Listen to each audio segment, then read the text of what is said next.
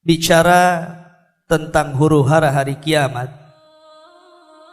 berarti kita bicara tentang perkara yang sangat besar sekali.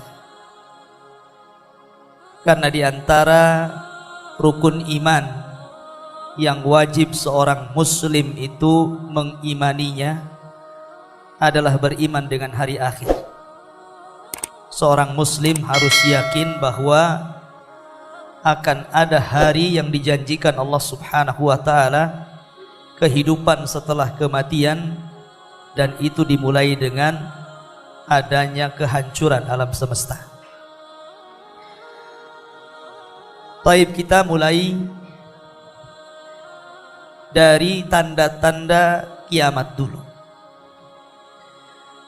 Sebenarnya ibu bapak yang dimuliakan Allah Subhanahu wa ta'ala, tanda-tanda kiamat itu sudah hampir banyak bermunculan, terutama tanda-tanda kiamat kecil. Akan tetapi tanda-tanda kiamat besar tentu tidak ada yang tahu kecuali Allah Subhanahu wa ta'ala.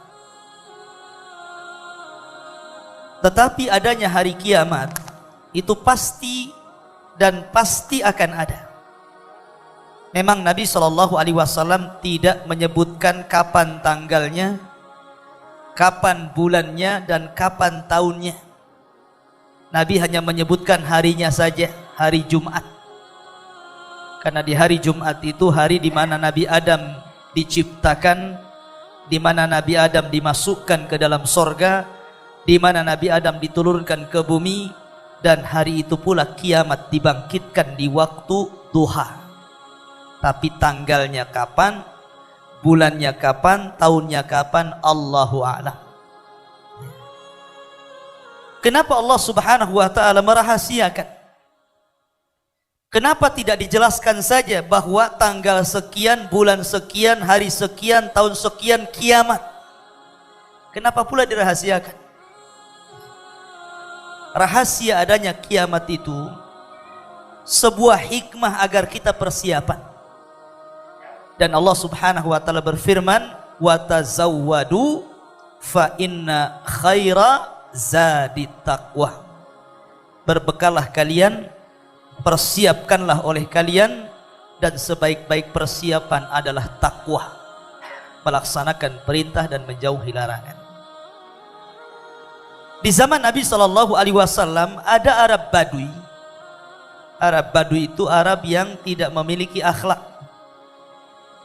Jadi kalau di zaman sekarang ada orang nggak punya akhlak itu namanya Badui. Jadi kalau orang Bandung nggak punya akhlak, Badui. Jadi orang Badui ini datang kepada Nabi SAW bertanya tentang kapan kiamat. Kata Arab Badui ini, ya Rasulullah, mata sa'ah. Rasul, kira-kira kapan kiamat itu? Nabi SAW tidak mau jawab sampai 3 kali. Setelah kemudian Nabi marah dan mengatakan, wa ma'adatta laha. Kamu ini bicara kiamat, kiamat, kiamat, apa yang kau persiapkan emangnya? Maka Arab Badui ini mengatakan, la syai'ah, aku tidak persiapan apapun wahai Rasul, walakin uhibbullaha wa rasul. Tapi aku sangat cinta kepada Allah dan Rasulnya. Kata Nabi SAW, idzan anta man ahbabta. Kalau begitu engkau akan bersama idolamu. Dari sini kata para ulama, lihat seluruh para nabi sejak zaman Nuh alaihi salatu wasalam sampai nabi terakhir Muhammad sallallahu alaihi wasallam, semua para nabi dan rasul itu disibukkan oleh kaumnya dengan pertanyaan kapan kiamat. Sejak zaman dulu tuh. Kaumnya Nabi Nuh bertanya kepada Nuh, Nuh kapan kiamat? Kaumnya Nabi Ibrahim bertanya kepada Ibrahim, ya Ibrahim kapan kiamat? Kaumnya Saleh bertanya kepada Nabi Saleh, kapan kiamat? Kaumnya Nabi Musa juga disibukkan Musa dengan pertanyaan kapan kiamat. Seluruh para nabi disibukkan dengan pertanyaan kapan kiamat. Termasuk Rasul kita juga. Rasul kapan kiamat? Tetapi dalam hadis yang lain Nabi SAW pernah ditanya oleh malaikat Jibril, kapan kiamat? Nabi SAW hanya menjawab, mal mas'ulu anha bi'a'lama minas sa'il. Orang yang ditanya tidak lebih paham dari orang yang bertanya. Maknanya engkau wahai Jibril, seluruh makhluk ini tidak ada yang tahu kecuali Allah kapan kiamat. Oleh karena itulah maka kalau ada yang meramal bahwa sebentar lagi akan kiamat, kayak dulu ada yang meramal tanggal 12 bulan 12 2012 gitu kan, akan terjadi kiamat. Sekarang sudah 2019 nggak kiamat-kiamat ya. Ada juga yang meramalkan kehancurannya, bahwa umat Islam ini setelah usianya 1500 tahun akan kiamat. Ini sudah 1440 tahun, jadi sisanya sedikit ini ya. Tidak ada yang tahu kiamat itu kecuali Allah Azza wa Jalla. Nah, karena tidak ada yang tahu persiapan. Tetapi pembahasan malam ini hanya untuk pengetahuan saja. Saya akan lebih khusus fokus kepada tanda-tanda kiamat besar. Kalau tanda-tanda kiamat kecil mungkin setiap hari kita bisa lihat. Seperti Nabi SAW bersabda, antalidal amatu rabbataha, di mana anak menjadi tuan bagi keluarganya, bagi bapaknya, bagi ibunya. Maknanya durhaka anak-anak di zaman sekarang ini ya. Sudah banyak anak-anak durhaka di zaman sekarang. Kemudian juga kata Nabi SAW, ketika yatatawaluna fil bunyan, orang desa sudah sibuk bangun bangunan, bahkan ada yang lebih tinggi bangunannya dibandingkan orang kota. Kemudian juga perempuan-perempuan yang semakin banyak membuka aurat, itu semua tanda-tanda kiamat. Kemudian pemerintahan yang zalim, kemudian munculnya orang-orang fasik, itu semua tanda-tanda kiamat. Saya kira tidak akan saya sebutkan karena terlampau lama. Kita akan mulai dari tanda-tanda kiamat besar saja, untuk sekedar pengetahuan saja. Tanda-tanda kiamat besar itu dimulai mukaddimahnya dari kemunculan Imam Mahdi. Nabi SAW mengatakan nanti di akhir zaman akan terjadi 3 perang. Perang dari arah Yaman, perang dari arah Irak, dan perang dari arah Syam. 3-tiganya sudah terjadi. Lihat Irak sekarang, hari-hari perang. Lihat Syam, ya, Suriah, hari-hari perang. Bahkan Aleppo itu kota yang dulunya sangat indah, melahirkan para ulama, melahirkan kitab-kitab dunia, sekarang rata jadi tanah. Dan perangnya tidak bisa berhenti sampai sekarang.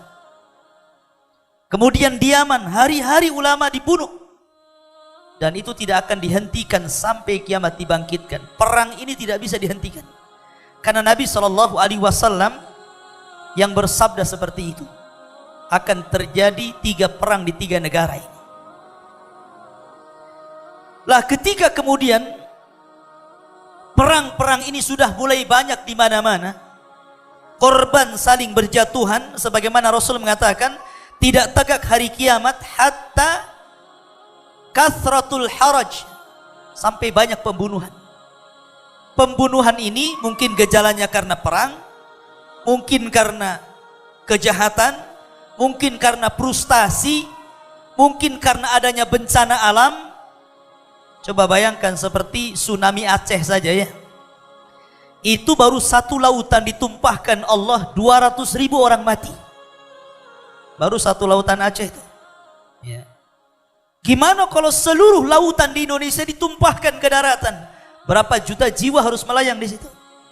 Itu baru tsunami itu. Belum lagi yang kecelakaan, belum lagi yang stres ekonomi akhirnya minum racun tikus.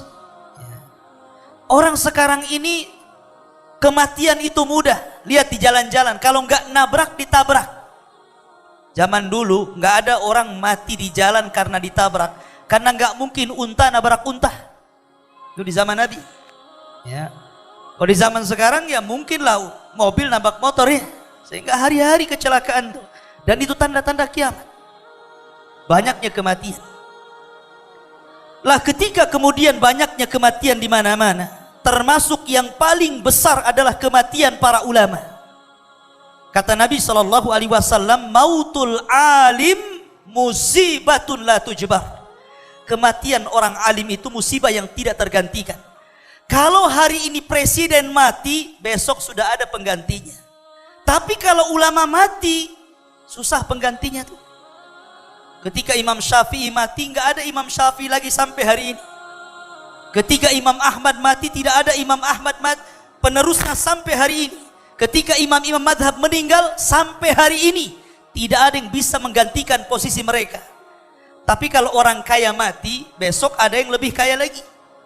Kalau pemimpin mati, baru sehari sudah diangkat pemimpin penggantinya. Dari sini musibah yang paling besar itu kematian para ulama. Dan ketika kematian para ulama ini sudah menjalur di mana-mana, di berbagai macam negara, maka ketika kunci ilmu itu hilang, maka akan menyebar kejahilan. Menyebar kejahilan sampai akhirnya yudrasul Islam kama yudrasu wasyuth thawbi, kata Rasul. Di akhir zaman, Islam itu sedikit demi sedikit akan dihapus dari permukaan bumi. Dan lihat hari ini, terkadang orang ditanya tentang hukum-hukum sholat tidak tahu. Ditanya tentang hukum-hukum wudhu tidak tahu. Ditanya tentang hukum-hukum puasa tidak tahu. Ditanya tentang makna syahadat tidak tahu. Dan itu semakin menyebar kejahilan itu. Ketika kejahilan merata, maka hukum Allah akan diangkat juga. Dan ketika hukum Allah diangkat, yang berlaku hukum jahil, hukum manusia. Ketika itulah Nabi mengatakan, apabila orang-orang jahil diangkat menjadi pemimpin, dia sesat dan orang yang mengikutinya ikut sesat. Lah ketika itu manusia rindu, ingin memiliki pemimpin keadilan yang bisa membawa mereka kepada keselamatan. Mereka menanti-nanti kapan Imam Mahdi muncul. Kapan Imam Mahdi muncul? Rupanya di Indonesia ada Imam Mahdi orang Medan. Ya, tapi nggak usah dipercaya itu. Saya dengar di Medan ada orang ngaku Imam Mahdi. Bukan di Medan juga, di Jawa ada. Bahkan perempuannya namanya Lia Aiden, bukan Lia Edan ya, Aiden. Itu ngaku Imam Mahdi juga, padahal Imam Mahdi laki-laki, kenapa jadi perempuan? Tetapi muqaddimah tanda-tanda kiamat ini, ketika munculnya seseorang yang kata Rasul namanya sama dengan namaku dan nama bapaknya sama dengan nama bapakku, Muhammad bin Abdillah, bukan Lia Eden. Lah, Muhammad bin Abdillah ini muncul ketika terjadi kerusuhan di Syam. Dan Syam sekarang sedang rusuh. Rusuh Syam itu, hari-hari orang mati. Bukan 1, 2, ratusan bahkan ribuan orang meninggal itu. Seolah-olah nyawa itu tidak ada harganya kalau orang-orang yang hidup di Syam hari ini. Lah ketika manusia semakin merindukan ada pemimpin-pemimpin yang bisa mengantarkan mereka kepada keadilan, disitulah Allah munculkan seseorang yang namanya sama dengan nama Rasul dan nama bapaknya sama dengan nama bapak Rasul, Muhammad bin Abdillah, atau dikenal dengan Al-Imamul Mahdil Muntadhar. Dia keturunan daripada Hasan ibnu Ali ibnu Abdil Muttalib. Bukan seperti Imam Mahdi yang diprasangkakan orang Syiah, namanya Muhammad Hasan Al-Ash'ari, keturunan Husain. Waktu bayi mau dibunuh disembunyikan di sirdap gua di Irak. Sehingga orang-orang Syiah itu setiap hari mereka mengunjungi gua itu yang tertutup, kemudian memukul-mukul, ukhruj ya Mahdi, keluar wahai Mahdi. Yang nggak akan keluar, nggak ada orangnya. Ya. Tapi itu kan perasaan ke orang Syiah. Kita ahli sunnah wal jamaah mengakui bahwa Imam Mahdi itu keturunan Hasan ibnu Ali ibnu Abdil Muttalib, keturunan Nabi SAW.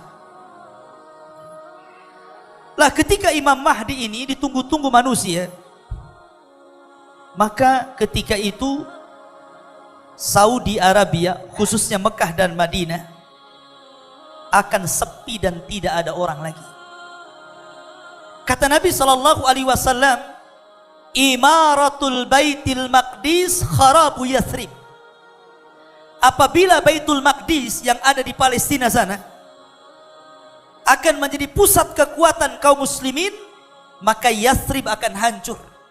Makna Yathrib itu Mekah dan Madinah. Mekah dan Madinah ini akan hancur. Sudah tidak ada orang lagi. Semua akan hijrah ke Palestina.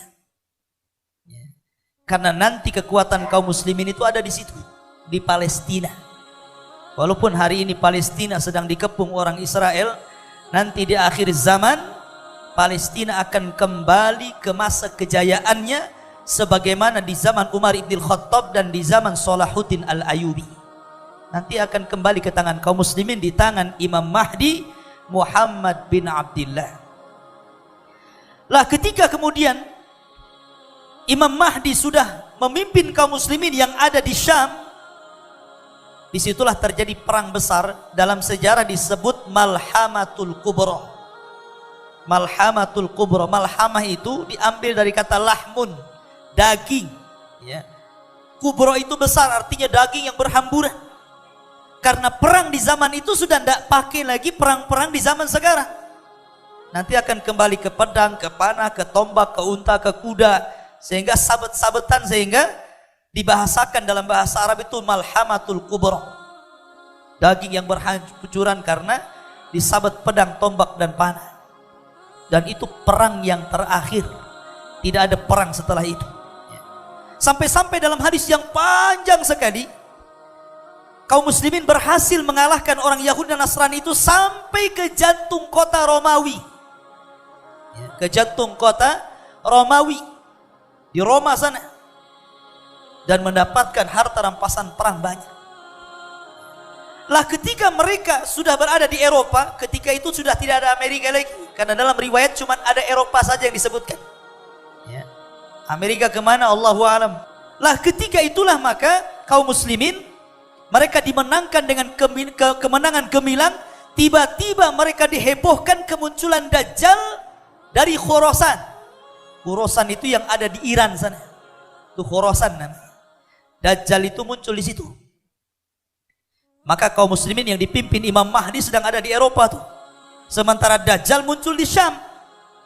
Makanya kemudian Imam Mahdi mengutus, kata Rasul, 10 penunggang kuda. Kata Nabi SAW, aku kenal sifat-sifat kudanya. Aku kenal para penunggangnya. Dan mereka sebaik-baik penunggang kuda pada hari itu. Karena sudah tidak ada pesawat masalahnya. Ya kembali ke kuda lah. Untuk supaya mengecek apakah Dajjal memang betul-betul akan menyerang rumah-rumah mereka di Syam, ataukah kemunculan Dajjal ini hanya berita hoax saja. Rupanya penyerangan Dajjal kepada rumah-rumah mereka berita hoax, tapi Dajjalnya sudah muncul di Khorasan. Dan di situ rupanya 70.000 Yahudi Asfahan sudah menjadi pasukan Dajjal. Karena Dajjal itu nanti akan diikuti pertama kali oleh 70.000 Yahudi Asfahan, lengkap dengan seragam mereka. Dia akan memimpin perang dari sini. Lah setelah kemudian Dajjal membawa pasukan besar, Dajjal itu usianya tidak lama, hanya 40 hari. Tetapi 40 hari itu sampai ke Cicadas, sampai ke sini nih, ya. Karena Nabi yang mengatakan tidak ada sejengkal bumi illa saya tahu Dajjal. Tidak ada jengkalan bumi kecuali akan diinjak Dajjal. Kalau sudah diinjak Dajjal berarti tempat ini pun diinjak, kecuali 2 kota saja. Maksudnya Madinah dan Mekah itu tidak mungkin dimasuki Dajjal dan dijaga malaikat. Kalau Cicadas ya habis dimakan Dajjal nanti. Lah, ketika Dajjal ini kemudian diberikan waktu 40 hari, 1 hari bagaikan 1 tahun. Lama 1 harinya. Itu pertama kali muncul Dajjal itu 1 harinya sama dengan 1 tahun lamanya. Baru 2 harinya, hari kedua sama dengan 1 bulan lamanya. Baru hari ketiga sama dengan 1 pekan. baru hari keempat dan sampai 40 hari baru normal harinya. Sampai-sampai sahabat bertanya Rasul, yang 1 hari bagaikan 1 tahun itu macam mana sholatnya tuh? Macam mana puasanya itu? Jangankan puasa 1 tahun, puasa 3 hari nggak makan mati. Maka Rasul mengatakan, perhatikan waktu-waktu sholatmu sesuai dengan apa yang kau lakukan setiap hari. Maknanya kalau dari zuhur ke asar 3 jam ya sudah asar. Dari asar ke maghrib mungkin 3 jam ya sudah maghrib. Dari maghrib ke isya 2 jam ya sudah isya. Seperti itu. Ya. Dan ini kata ulama fikih menjadi sebuah hukum bagi orang-orang yang hidup di kutub. Nah, orang yang hidup di kutub kan ada yang siangnya lama banget ya. Ada yang malamnya sampai berhari-hari. Ada yang siangnya sampai 1 minggu. Itu kalau yang puasa siangnya 1 minggu nggak mati orang kutub tuh. Ya. Makanya orang-orang kutub itu kalau Ramadan mereka ngikut negara yang normal. Nelpon, sudah sahur belum? Sudah, makan walaupun siang. Ya kan? Nanti nelpon lagi, sudah buka belum? Sudah, walaupun siang buka gitu maksudnya. Ya, mengikuti waktu normal negara-negara normal. Lah, 1 hari itu Dajjal itu keliling tuh. Keliling ke bangsa-bangsa Arab. Dan ingat, kebanyakan pengikut Dajjal itu maaf, ibu-ibu. Ibu-ibu tuh yang banyak pengikut Dajjal itu. Karena kemunculan Dajjal itu 3 tahun sebelumnya terjadi paceklik hebat. Tahun pertama Allah Subhanahu wa taala tahan 1/3 langit untuk tidak hujan. Tahun kedua Allah tahan 2/3 langit untuk tidak hujan. Tahun ketiga Allah tahan seluruh dunia tidak ada hujan. Sehingga tumbuh-tumbuhan mati, hewan-hewan mati, manusia pun stres cari beras nggak ada. Sampai-sampai ketika itu Rasul ditanya, apa makanan yang mereka makan wahai Rasul? Kata Nabi SAW, orang-orang yang beriman hanya memperbanyak tahlil, tahmid dan takbir. Begitulah mereka berzikir kepada Allah. Jadi makanannya zikir saja. Mereka nggak ada makanan lagi. Ya. Lah ketika Dajjal muncul, itulah Dajjal membuat fitnah. Karena kotanya sudah banyak yang hancur. Kalau Dajjal lewat ke sebuah kota, kemudian warga kota itu mau beriman kepada Dajjal, maka kota itu akan menjadi baik. Tumbuh-tumbuhannya akan ditumbuhkan. Kemudian hewan-hewannya akan dihidupkan. Kemudian kotanya juga akan diperbaiki. Wanita-wanitanya akan dikasih emas, perak, tas, macam-macam. Apa yang mau dimaukan perempuan dikasih. Ya kan? Kenapa dari situ banyak perempuan yang pengikut Dajjal? Karena Dajjal itu membawa kemewahan.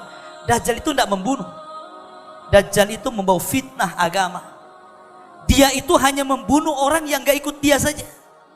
Kalau orang ikut dia, bukan tidak dibunuh, bahkan disenangkan, dibahagiakan, dikasih kekayaan. Apa maunya kita dikasih?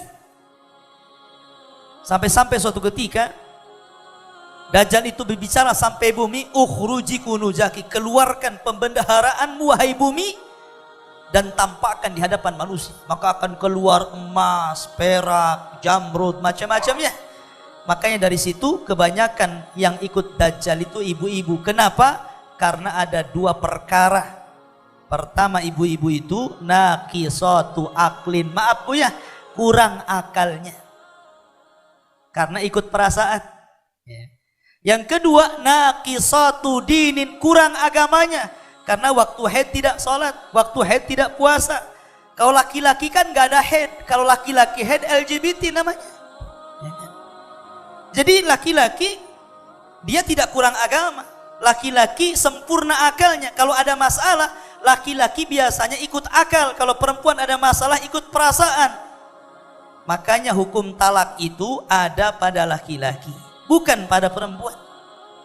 Kalau hukum talak ada perempuan, hari-hari orang yang talak berjubel di pengadilan agama itu ramai.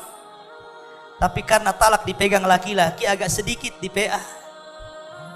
Kenapa? Karena ikut akal. Mikir kalau laki-laki. Kalau perempuan ada SMS, nyasar saja langsung, udah kita cerai saja, katanya kan begitu.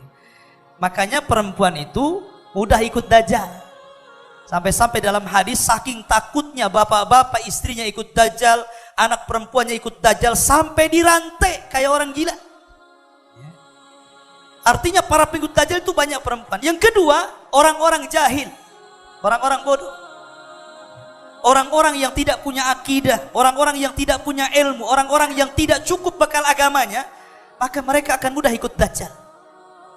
Karena Dajjal itu membawa neraka dan sorga. Sorganya neraka dan nerakanya adalah sorga. Dan dia akan keliling selama 40 hari. Ketika Dajjal berusaha untuk masuk kota Mekah, nggak bisa.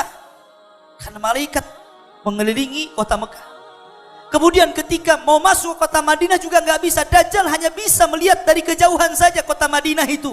Tiba-tiba Dajjal melihat cahaya putih sehingga mengatakan, hadza qasru Ahmad. Ini adalah istananya Ahmad. Maksudnya Masjid Nabawi. Subhanallah. Dajjal mengatakan, ini istana putih. Dan menjadi sebuah kenyataan hari ini.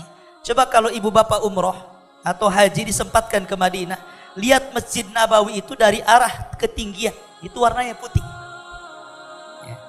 Shadaqah Rasulullah. Sungguh benar apa kata Nabi, ucapan Dajjal mengatakan hadza qasru Ahmad. Ini adalah istana putih.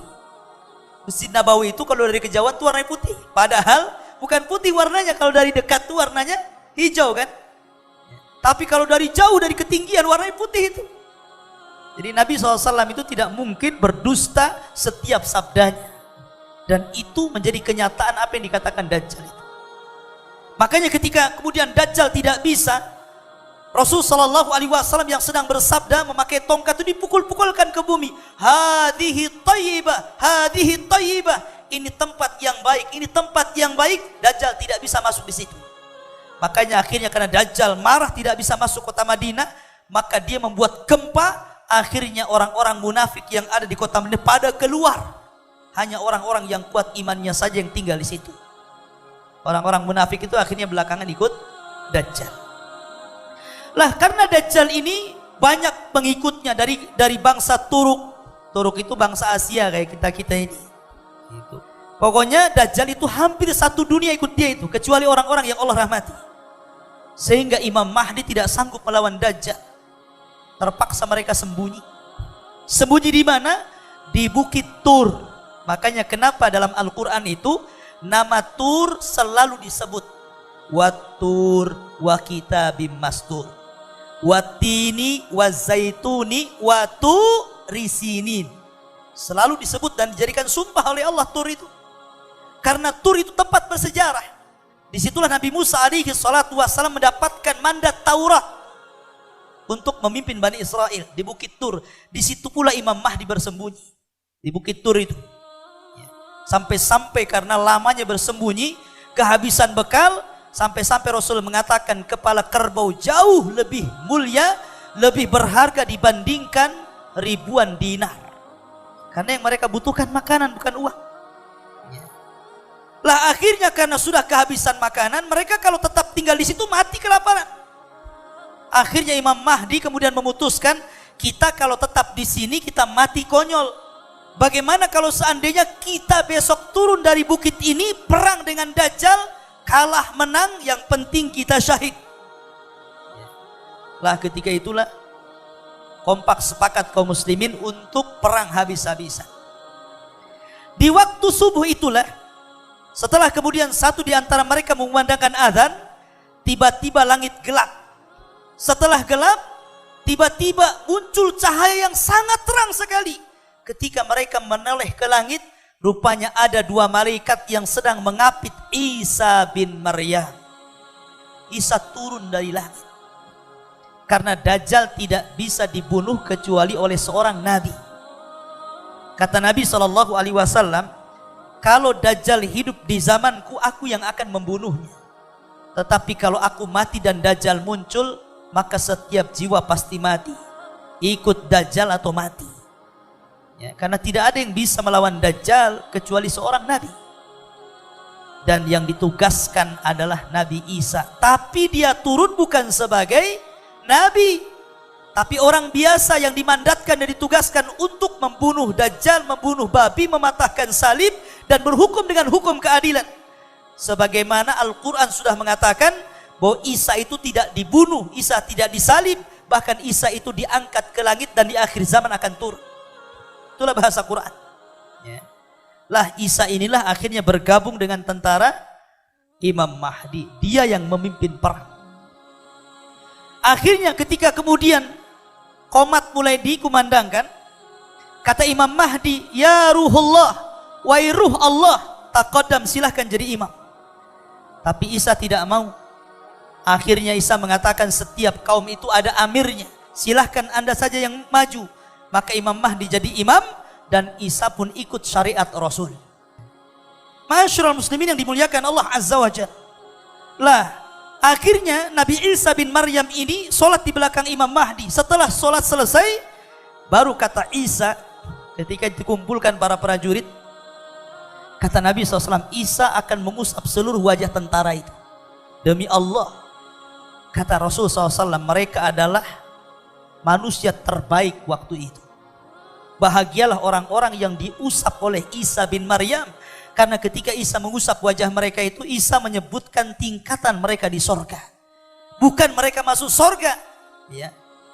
Menyebutkan tingkatan di sorga. Kalau sudah menyebutkan tingkatan di sorga, ya pasti masuk sorga. Maka Isa bin Maryam ketika itu memberikan 3 pilihan. Ini di bawah Dajjal dan pasukan tuh.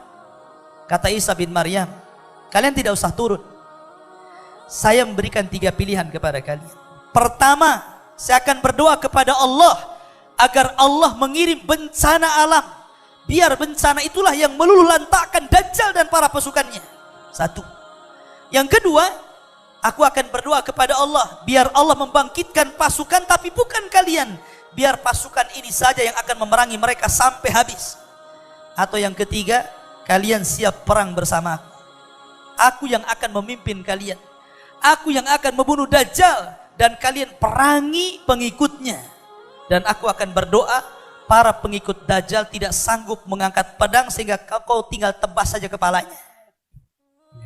Milih mana? Milih yang nomor 3 rupanya. Karena apa? Tinggal tebas masalahnya. Ya kan? Akhirnya milih yang nomor 3, siap perang dipimpin Nabi Isa. Maka turunlah setelah sholat subuh, akhirnya melawan Dajjal. Ketika Dajjal itu melihat Isa, dia tahu dia akan dibunuh Isa, lari dia. Ya. Akhirnya dikejar Isa sampai ke Babil Lut. Babil Lut itu kota di tengah Israel. Di Israel itu ada kota namanya Babil Lut. Disitulah Dajjal itu akan dibunuh. Karena orang-orang Yahudi menganggap bahwa Dajjal itu penyelamat mereka. Jadi kalau Islam menunggu-nunggu Imam Mahdi Muhammad bin Abdullah, kalau orang Yahudi itu menunggu Metius ataupun Dajjal istilah kita, penyelamat mereka. Ya. Lah dari situ Dajjal kemudian dibunuh di Babil Lut oleh Isa bin Maryam. Dan pasukan kaum muslimin sebagaimana doa Isa, tinggal tebas-tebas saja dia. Ya. Akhirnya pasukannya tahu Dajjal mati, mereka tunggang langgang, sembunyi di batu-batu bisa bicara. Hei muslim, ini orang kafir di balik saya, bunuh saja dia katanya. Sembunyi di pohon, begitu juga ngomong. Sembunyi di lubang, tidak ada satupun makhluk Allah kecuali bicara. Hei muslim, kafir di sini bunuh saja. Kecuali satu pohon namanya Gharqad. Tak mau ngomong dia. Makanya orang Israel hari ini banyak-banyak nanam pohon borkot. Ya, hadisnya bocor sampai mereka. Tetapi sayang kebakaran, nanam lagi. Ya, dan kemarin kebakaran tuh, habis pohon borkotnya, ditanam lagi, mudah-mudahan kebakaran lagi. Ya. Karena hanya pohon itu yang tidak akan bicara dan melindungi orang-orang kafir. Lah setelah Dajjal mati, kemudian kaum muslimin pun berhasil mengalahkan orang-orang kafir.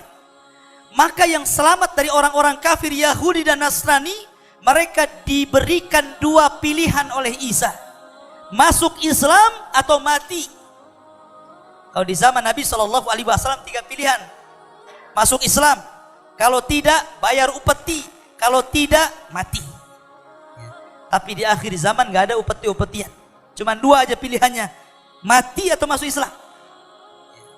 Akhirnya sebagian besar orang-orang kafir itu masuk Islam. Inilah isyarat firman Allah Azza wa Jal, wa im min ahlil kitabi illa la yu'minanna bihi qabla mautihi. Sesungguhnya kelak sebagian ahli kitab akan beriman kepada Allah lewat Isa sebelum kematiannya. Jadi akan berbondong-bondong orang Yahudi Nasrani masuk Islam karena Isa bin Maryam. Sehingga ketika itu semua orang beriman. Kata Nabi SAW, tuba liman asya ba'dal masih. Beruntung orang-orang yang hidup di masa Isa diturunkan Allah Azza wa Jalla. Karena ketika itu Allah jadikan bumi berkah. Allah jadikan langit berkah. Dan itu hari-hari yang penuh dengan berkah. Sejak zaman Adam alaihi salatu wassalam sampai akhir zaman, kehidupan yang paling indah itu ketika Isa berada di tengah-tengah kita. Betul-betul dia menegakkan keadilan, tetapi maksudnya mengikuti Islam. Dia tidak menyebarkan agamanya, karena Nasrani itu tidak boleh lagi disebar setelah datangnya Rasul sallallahu alaihi wasallam. Kata Rasul, siapapun orang Yahudi dan Nasrani yang tidak beriman setelah mereka mendengarkan adanya aku diutus, kecuali mereka dimasukkan ke dalam jahanam. Sudah Isya? Kalau dijadwal sampai Isya. Cuman kalau mau lanjut nggak apa-apa. Intinya bahwa Dajjal akan mati dan dibunuh oleh Isa bin Maryam. Lah setelah Isa bin Maryam kemudian hidup bersama Imam Mahdi selama 7 tahun. Imam Mahdi kemudian meninggal karena Imam Mahdi itu berkuasa hanya 7 tahun saja. Habis itu meninggal. Setelah meninggalnya Imam Mahdi, kekuasaan di tangan Isa bin Maryam. Ketika itulah kata Nabi SAW, Isa memimpin dengan keadilan. Banyak orang-orang kafir masuk ke dalam Islam. Tapi hanya selang beberapa tahun, tiba-tiba Allah kejutkan di mana sebuah benteng besar yang pernah dibangun oleh Dzulqarnain, benteng itu tiba-tiba hancur. Dan di balik benteng itu ada satu makhluk yang sangat kejam, namanya Ya'juj dan Ma'juj. Itu Isa belum mati, baru selesai menghadapi Dajjal dan pasukannya, baru kaum muslimin mendapatkan ketenangan hidup, keberkahan langit dan bumi. Tiba-tiba benteng itu hancur. Siapa yang menghancurkan? Allah yang mengizinkan.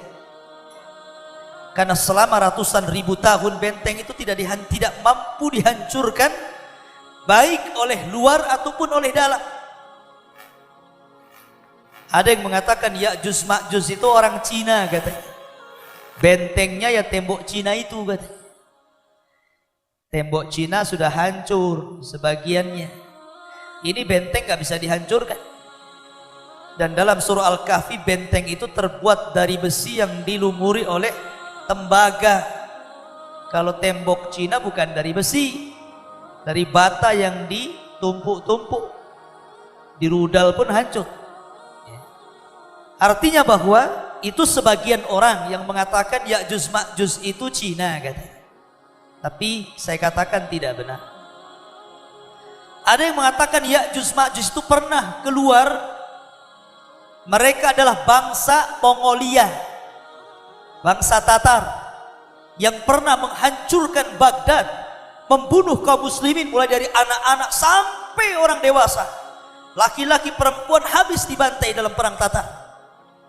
Ini pun tidak benar. Karena keluarnya Ya'juj dan Ma'juj itu di akhir zaman, artinya belum keluar. Dan keluarnya di masa Isa bin Maryam. Dikeluarkan. Fitnah Ya'juj Ma'juj beda dengan fitnah Dajjal. Kalau fitnahnya Dajjal itu fitnah agama. Dajjal itu minta disembah. Dajjal itu mengaku Tuhan. Dan diberikan keanehan sehingga orang percaya itu Tuhan. Bayangkan saja Dajjal masuk ke sebuah perkampungan. Kemudian kata Dajjal, maukah kalian kuhidupkan bapak ibu kalian? Dan kalau kehidupkan ibu bapak kalian, maukah kalian menyembah saya? Akhirnya betul Dajjal datang ke kuburan, kemudian mengatakan, keluarlah kalian, semua orang yang di kuburan keluar. Coba. Tetapi tentu itu sihir. Akhirnya orang-orang yang di kuburan keluar semuanya dan mengatakan kepada keluarganya, ikutilah dia karena dia adalah Tuhan. Dari situlah banyak orang yang menyembah Dajjal. Tapi fitnahnya Ya'juj Ma'juj tidak. Dia tidak membawa fitnah seperti Dajjal. Dia hanya membawa fitnah kerusakan. Ketika keluar dari benteng itu yang dibuat Dzulqarnain yang disyaratkan dalam surah Al-Kahfi, maka mereka seperti min kulli hadabin yansilun, seperti air bah yang turun dari ketinggian, saking banyaknya. Bahkan Rasul mengatakan jumlah mereka 999 dari mereka banding 1 dari kita. Jadi kalau Anda melawan Ya'juj dan Ma'juj, berarti 1 orang melawan 999 Ya'juj Ma'juj. Kira-kira menang atau kalah? 1 lawan 10 aja babak belur. Mau 1 pula lawan 999 gitu ya. Ya mati. Makanya kata Rasul, kaum ini nggak bisa dibunuh, nggak bisa diperangi, saking banyaknya. Akhirnya Isa pun bersembunyi lagi. Karena Ya'juj Ma'juj ini ngeri. Dia kanibal. Dia membunuh kemudian memakan bangkainya itu. Tetapi Ya'juj Ma'juj itu bukan hewan. Ya'juj Ma'juj itu bukan makhluk selain manusia, tidak, mereka manusia. Cuman manusia yang primitif yang terkurung di sebuah gua, dan Allah berikan usia yang panjang kepada mereka. Dan Allah berikan keturunan yang banyak kepada mereka. Sampai-sampai satu Ya'juj itu tidak mati sampai punya 1000 keturunan baru mati. Ya. Kalau sudah 1000 keturunan baru dia mati itu. Makanya jumlahnya banyak. Menurut pendapat Abdullah bin Abbas radhiyallahu anhu, sehingga ketika benteng itu keluar, kloter pertama keluar, kemudian melintasi sebuah danau namanya Tiberias. Tiba-tiba mereka mendapatkan air diminum habis sampai kering. Kloter kedua bingung, lah ini tadi masih banyak airnya kok gak ada, saking banyak yang minum. Dan danau itu sekarang penuh airnya. Tapi sebentar lagi danau itu akan hilang. Lah Ya'juj Ma'juj ini kalau dikeluarkan, kerjanya ngerusak saja dia, membunuh. Ya. Sehingga di luar kabilahnya, di luar Ya'juj Ma'juj kayak kita ini, semua dibantai, semua dibunuh. Yang selamat itu hanya yang bersembunyi bersama Isa bin Maryam. Di mana kembali bersembunyi di Bukit Tur. Lah saking kemudian sombongnya Ya'juj Ma'juj ini karena membunuh seluruh rasnya, di luar kabilahnya, maka mereka sudah merasa tidak ada manusia yang disisakan kecuali dibunuh. Sombong mereka kepada Allah. Mereka mengatakan, qatalna man fil ardi sanaqtulu man fis sama. Kami sudah membunuh orang yang di bumi, sekarang giliran di langit, katanya. Saya bunuh kalian yang di langit. Akhirnya mereka mengarahkan panah tombak mereka kemudian dilesatkan ke langit. Dan Allah takdirkan panah itu disedot ke langit. Padahal berapalah tingginya orang lempar itu. Coba Anda melempar panah ke langit, paling jatuh lagi ke bumi. Tetapi Allah hendak membuat makar. Wa makaru makran, wa makarna makran, wallahu khairul makirin. Mereka hendak membuat makar. Allah punya makar sendiri. Dan Allah sebaik-baik makar. Maka oleh Allah disedot tuh panah itu sampai ke langit, sampai melintasi awal. Tidak ada satupun panah dan tombak kecuali melesat ke langit. Ketika mereka semua naik ke langit, pandangan mereka menunggu panah-panah mereka jatuh, tiba-tiba Allah Subhanahu wa taala meletakkan di setiap ujung panah itu darah. Kemudian dibalikkan lagi ke bumi. Seolah-olah Allah hendak menipu Ya'juj Ma'juj, dan seolah-olah bidikan mereka telah kena kepada makhluk yang ada di langit. Padahal nggak ada satupun yang kena. tapi Allah hendak membuat makan. Makin sombong lagi. Di bumi sudah dibantai, di langit sudah dibantai, mau di mana lagi nih katanya? Enggak sombong ya Majusi ya. Dari situlah maka Allah Subhanahu wa taala mengadab mereka. Nabi Isa tidak bisa memerangi, hanya bisa sembunyi. Maka tiba-tiba kemudian ketika mereka sedang tidur, diutus kepada mereka naghab. Naghab itu ulat yang masuk di tengkuknya. Kayak listrik, satu kota Bandung kalau ingin matikan listrik gampang, ambil sabut di gardunya saja kan, mati itu semua satu kota Bandung tuh. Mana di pusat PLN-nya itu, cabut saja mati semua. Kata Rasul, satu mati semua mati. Jadi kematian Ya'juj Ma'juj itu bukan satu-satu, bukan ini mati enggak, satu mati semua mati. Kayak nyabut di gardu listrik, semua listrik mati gitu kan. Dan itu kehendak Allah. Allah itu kalau hendak menghancurkan sebuah kaum, tidak perlu mengutus binatang gede-gede, cukup ulat saja. Lihat Ashabul Fil, Abrahatul Asrab ketika menyerang Ka'bah, dihancurkan pakai apa? Ababil. Tahu ababil? Burung laut yang warna hitam itu.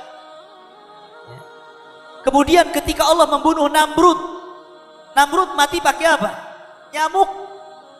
Nyamuknya masuk ke hidungnya, kemudian menggigit-gigit otaknya, gak tahan, digedor-gedorkan ke tembok, mati akhirnya. Namrud tuh. Namrud itu orang yang ngaku Tuhan. Raja dunia mati oleh seekor nyamuk. Kemudian kisah yang ada di Yaman yang disebutkan dalam Al-Quran, kisah pemilik dua kebun. Karena mereka sombong, tidak bersyukur kepada Allah, kampung itu akhirnya Allah utus tikus segede kucing untuk menggerogoti bendungan. Akhirnya runtuh bendungannya, banjir, satu kota Yaman habis kena banjir. Akhirnya mereka pun hijrah ke Madinah, ke Yathrib, sehingga keturunannya dari kabilah Khazraj dan Aus belakangan menjadi orang-orang Ansor pembela Nabi. Ya. Itu Nabi. Allah kalau hendak menghancurkan kaum tinggal utus tikus, utus ulat, utus burung, utus nyamuk. Tidak perlu buaya, tidak perlu gajah, yang kecil-kecil saja kalau Allah mau itu. Kan ini menunjukkan innallaha ala kulli syai'in qadir. Yang kecil saja bisa menghancurkan, apalagi yang besar. Allah itu atas segala sesuatu mampu. Lah akhirnya karena bangkainya di mana-mana Ya'juj Ma'juj ini, siapa yang bisa membersihkan? Jumlahnya banyak. Ya. Akhirnya Isa hanya berdoa kepada Allah, diutuslah burung sebesar unta. Burung itulah yang kemudian mengambil satu-satu jasadnya dan dilempar ke lautan sampai bersih. Yang untung adalah binatang-binatang pemakan daging, buaya, harimau, pokoknya binatang pemakan daging untung nih. Banyak makanan. Ya, Ya'juj Ma'juj geletak sana geletak sini. Akhirnya nggak bersih juga. Akhirnya Isa berdoa lagi supaya diturunkan hujan deras. Akhirnya hujan itulah yang menyapu sisa-sisa Ya'juj Ma'juj ke lautan dan bumi menjadi hijau ranum kembali. Maka ketika itulah maka Isa diberkahi lagi kehidupannya, sampai akhirnya Isa pun diwafatkan Allah Subhanahu wa ta'ala. Ketika Isa wafat itulah manusia tidak ada yang memimpin lagi. Imam Mahdi yang memimpin sebelumnya sudah mati. Penggantinya Isa bin Maryam juga sudah meninggal. Maka kaum muslimin kehilangan pemimpin. Maka ketika tidak ada yang membimbing mereka, lambat laun mereka mulai kufur lagi. Sebagian mereka mulai kufur lagi. Lah ketika kemudian sebagian mereka mulai kufur lagi dan sebagian tetap beriman kepada Allah Azza wa Jalla, Allah ingatkan mereka lagi dengan cara apa? Allah kirimkan dukhan. Yang Allah mengatakan dalam Al-Quran suratul Dukhan, fartakib yauma ta'tis sama bidukhanim mubin. Akan dimunculkan dukhan. Dukhan itu asap tebal yang ada di langit kemudian menyerbu manusia. Disitulah Allah Subhanahu wa ta'ala tampakkan mana mukmin, mana munafik. Kalau asap itu dihirup orang yang beriman, paling tinggi hanya pilek saja. Ya. Mungkin pilek saja gitu kan, tidak sampai memadaratkan orang yang beriman. Tapi kalau asap itu disedot orang munafik, maka akan membuat kelemahan keluar dari telinga, keluar dari mulut, keluar dari hidung, ya. Dan mereka akan merasakan kesusah payahan yang luar biasa, rasa pening yang luar biasa. Dan ketika itu dibedakan mana mukmin mana kafir. Jadi kalau hanya pilek saja memang mukmin. Oh, kalau sampai keluar dari kupingnya asapnya gitu kan, nah, munafik kamu. Jadi ketika itu tampak kemana mukmin mana munafik kan. Subhanallah, tampak kan. Akhirnya kemudian mereka pun berdoa kepada Allah agar asap itu diangkat. Akhirnya diangkat, tapi subhanallah, tetap saja di antara mereka tidak mau bertobat kepada Allah Azza wa Jalla. Ketika itulah akhirnya, ketika sudah diangkat, mereka sudah terlena. Suatu ketika mereka tertidur pulas di malam hari. Kemudian di waktu subuh orang-orang yang beriman biasa mereka bangun subuh kemudian ke masjid. Tapi orang-orang munafik yang kemudian sedikit demi sedikit meninggalkan Islam, mereka tetap tidur. Ketika sudah waktunya matahari terbit, ditengoknya kok nggak muncul-muncul. Ditunggu sampai jam 9 tidak muncul juga. Ditunggu sampai duhur tidak muncul juga. Ditunggu sampai asar tidak muncul juga. Ketika matahari harusnya tenggelam, tiba-tiba terbit dari arah barat. Itulah yang dikatakan Nabi SAW, apabila matahari terbit dari arah barat, la tanfa'u imanu, la yanfa'u imanukum, tidak akan bermanfaat iman kalian. Jadi ketika matahari terbit di sore hari, harusnya terbenam, ini terbit malah. Dan itu hanya 1 hari saja. Ya. Maka ketika itu semua ustadz terhenti berdakwah. Orang-orang kafir jadi beriman, orang-orang munafik jadi mukmin, orang-orang dusta jadi jujur. Tapi percuma keimanannya.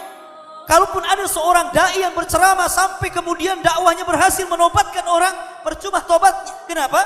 Matahari sudah terbit dari arah barat. Ketika itu sudah tertutup pintu tobat. Yang mukmin alhamdulillah dengan keimanannya, yang munafik celaka dengan kemunafikan. Baru selang 2 hari, dalam riwayat ada yang mengatakan 1 hari, dari matahari terbit dari arah barat, tiba-tiba muncul binatang dari perut bumi. Binatang itu disebut dabatun minal ard. Binatang yang besar, ketika keluar dari perut bumi, kepalanya baru nempel di awan, kakinya belum keluar dari bumi. Besar. Disebut dalam Al-Quran, akhrajna lahum dabatun minal ard. Akan dikeluarkan binatang melata dari perut bumi, tukallimuhum, dan bicara dengan manusia. Binatang ini tidak akan membunuh, binatang ini tidak akan merusak. Binatang ini hanya diberikan tugas oleh Allah menstempel orang. Dalam riwayat yang dhaif, yang lemah, binatang ini di tangan kanannya membawa stempel Nabi Sulaiman, dan di tangan kirinya membawa tongkat Nabi Musa. Kalau ketemu orang kafir dipukul wajahnya sama tongkat, akhirnya gosong. Kalau ketemu orang yang beriman langsung dicap kepalanya, di jidatnya langsung bercahaya. Dan ketika itu manusia dilupakan tentang namanya. Saya nggak tahu namanya siapa, Anda nggak tahu namanya siapa. Ketika itu sebutan cuma 2, mukmin dan kafir, dan itu dilihat dari tanda wajahnya. Dia udah nggak pakai nama lagi, tapi tidak tersinggung karena nggak tahu namanya. Jadi mukmin kafir, mau kemana? Mau jalan-jalan Fir, mau ke sawah Min, gitu aja ya. Jadi mukmin kafir, diangkat nama ketika itu, betul-betul diangkat. Hanya mukmin kafir dan tidak tersinggung. Karena ketika itu juga percuma, orang itu tersinggung juga percuma, tobat juga percuma, karena matahari sudah terbit sebelumnya 1 hari. Memang cuma terbit 1 hari saja, habis itu kemudian kembali normal, sehingga manusia hanya sedih 1 hari saja. Mereka sangka mereka masih diterima tobatnya, tapi mereka ditolak tobatnya sesungguhnya. Lah ketika kemudian binatang itu sudah menstempel semua orang, tidak ada satupun orang yang tidak terkena stempelnya. Satu dunia dia akan keliling sampai ke Cicadas juga. Binatang itu akan sampai di sini. Karena semua orang akan kena stempel. Tugas dia hanya itu saja. Habis itu hilang binatang ini. Ya. Binatang ini hilang. Munculnya dari Mekah. Ya. Kemudian keliling dunia. Setelah tugasnya selesai langsung hilang. Ketika itu maka Allah subhanahu wa ta'ala mengirim satu angin yang sangat dingin sekali. Angin itulah masuk ke rumah-rumah, masuk ke gua-gua, masuk ke lorong-lorong, masuk kemana saja. Sampai akhirnya setiap ada orang yang beriman, yang masih ada keimanan sebiji zarah dalam hatinya, mati kena angin ini. Sehingga tidak ada yang tersisa kecuali orang munafik kafir, yang kata Nabi SAW, la taqumus sa'ah illa ala syiraril khalqi. Tidak mungkin tegak hari kiamat sehingga menimpa kepada orang yang paling buruk yang ada di permukaan bumi. Ketika seorang yang beriman pada mati semuanya, yang tinggal hanya munafik, kafir, orang jahat, ketika itulah Allah subhanahu wa ta'ala munculkan larva api yang terpendam di perut Aden.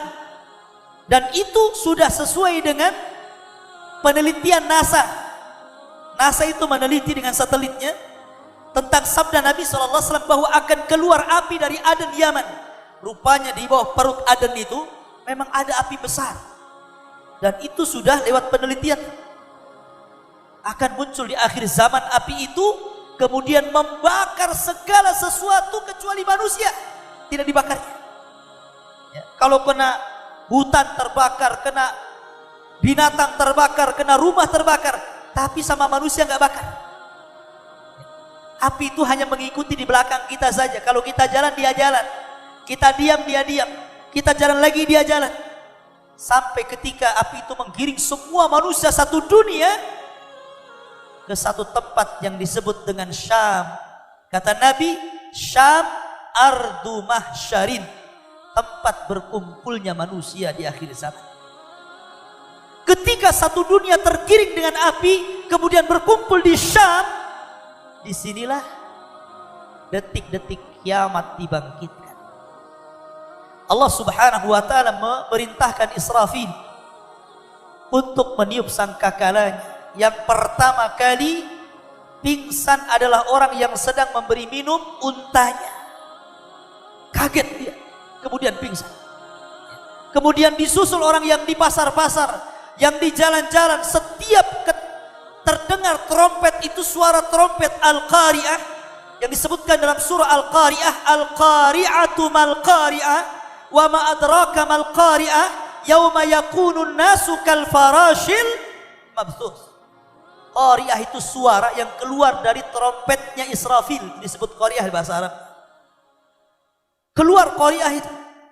Setiap yang mendengar Qari'ah, suara yang keluar dari trompet Israfil, mereka akan pingsan kemudian mati.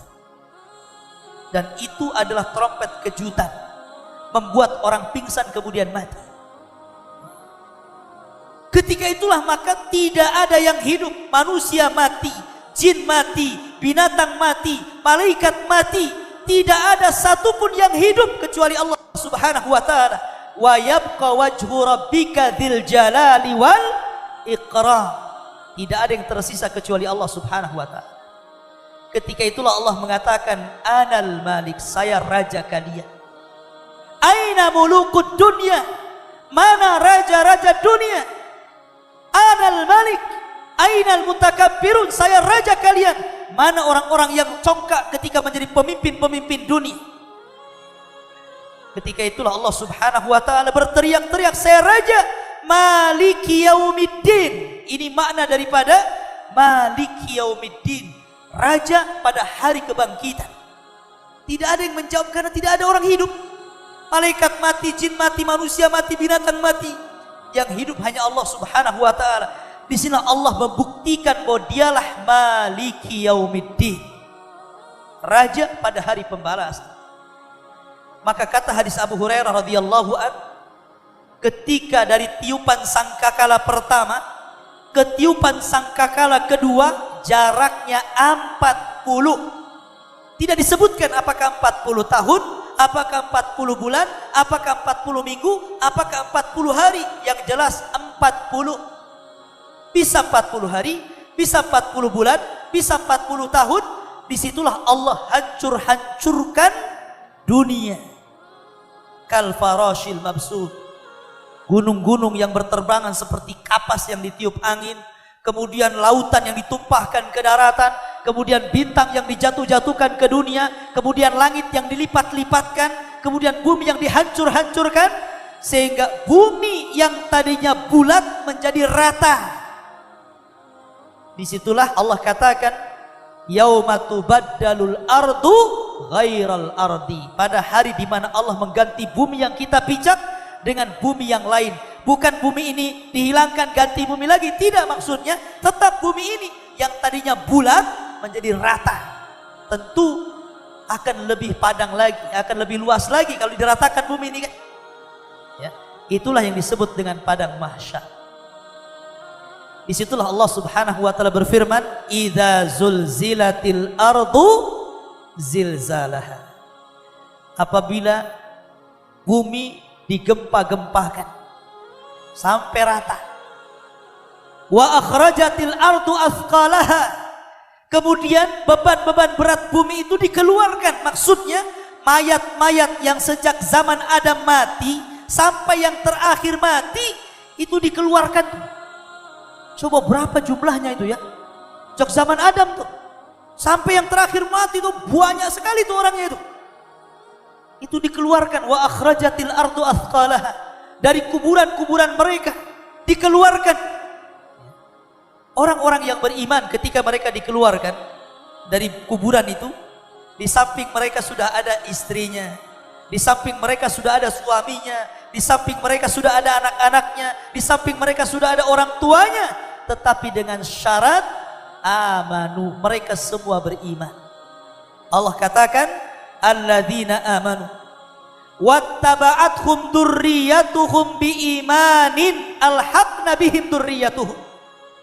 Orang-orang yang beriman, kemudian keimanan diikuti oleh keluarganya, oleh anak-anaknya, oleh orang tuanya, maka kami akan kumpulkan di padang mahsyar jadi satu. Jadi ketika mereka keluar dari kuburan, sudah di sampingnya istrinya, suaminya, anaknya, orang tuanya, keluarga besarnya yang beriman akan dikumpulkan jadi satu. Minimalnya ketika dalam kondisi menakutkan, kalau kumpul itu kan minimalnya menenangkan. Orang Jawa bilang susah senang yang penting ngumpul katanya. Kalau udah kumpul itu kan minimal tenang. Tetapi kalau ada satu keluarga tidak beriman, maka mereka akan terpisahkan dari keluarga ini. Jadi orang-orang kafir itu ketika mereka keluar dari perut bumi, itu dijelaskan dalam surah Yasin, ya wailana man ba'atsana mim marqadina. Celaka aku, siapa yang membangkitkan aku? Allah yang membangkitkan kalian. Ketika mereka kemudian muncul dari perut bumi dan dihidupkan kembali, dan Allah Maha mampu menghidupkan kembali, maka mereka kebingungan mencari keluarganya, akhirnya lari ke selatan, ke utara, ke timur. Disitulah Allah ibarahkan dengan laron yang berterbangan, tidak karuan.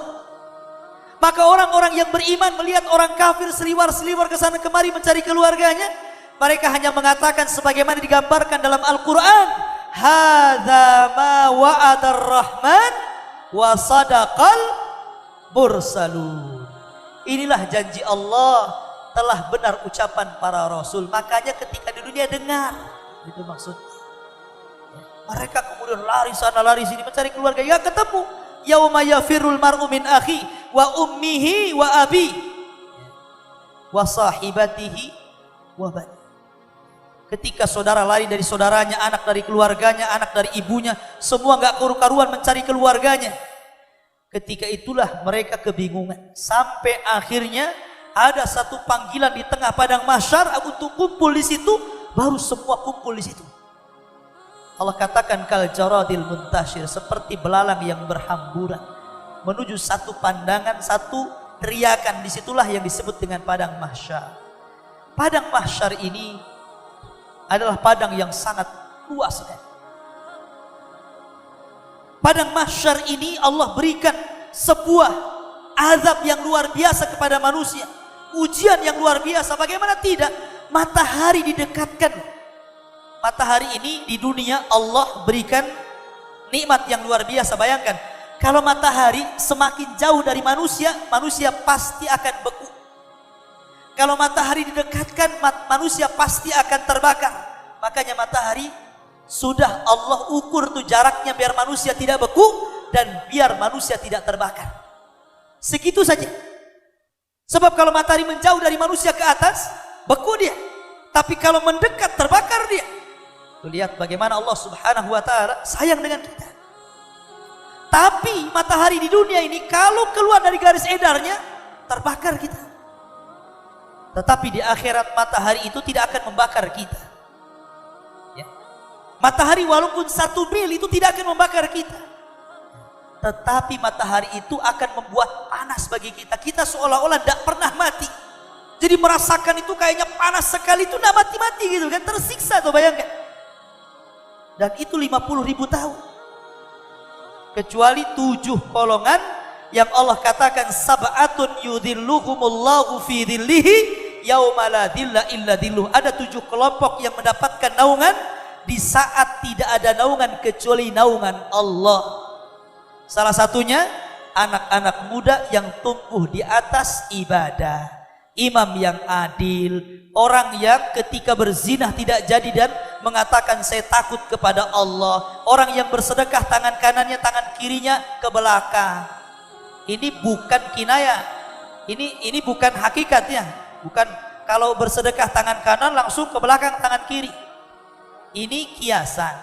Saking banyaknya sedekah itu dia tidak tahu berapa yang disumbangkan.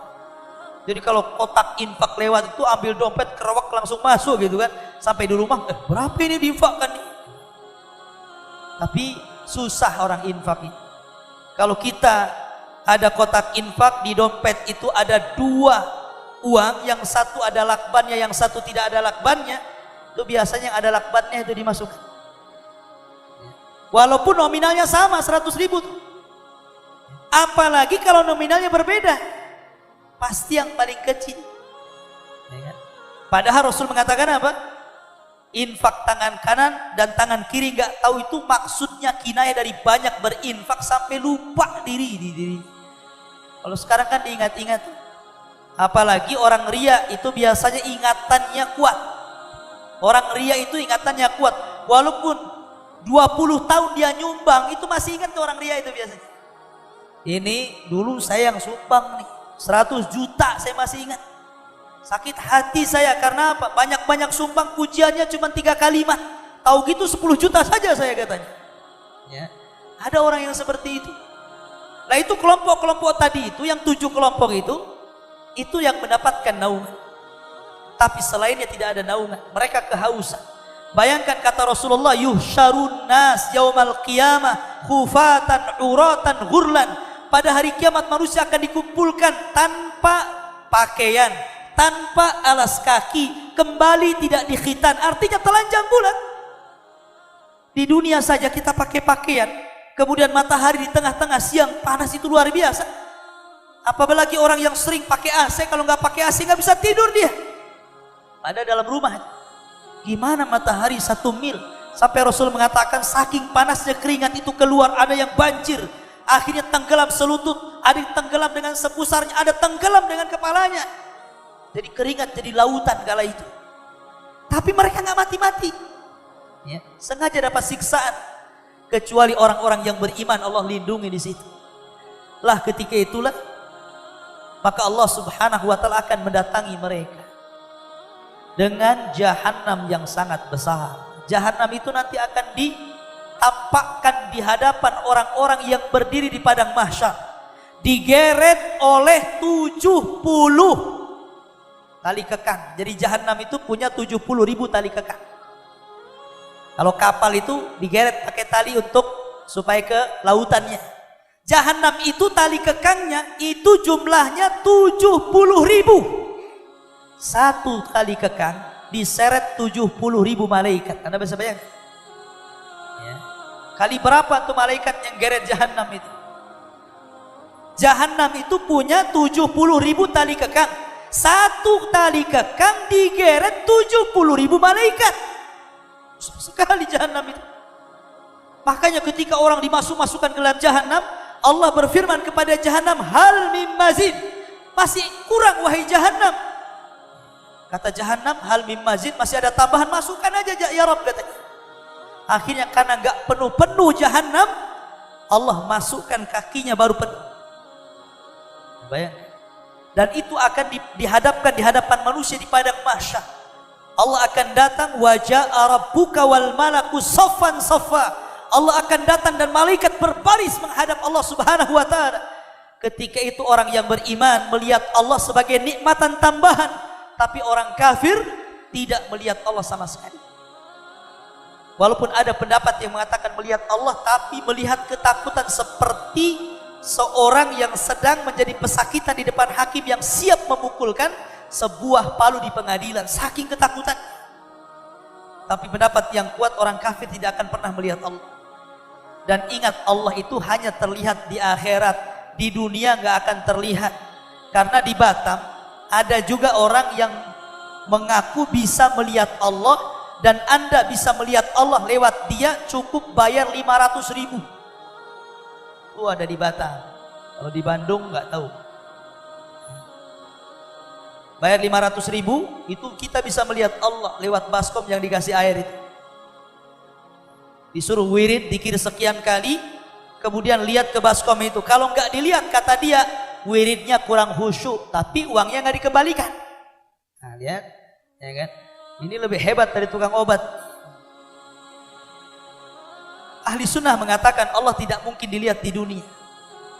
Allah itu hanya dilihat di akhirat, itu pun bagi orang yang beriman di padang mahsyar sekali, dan di sorga.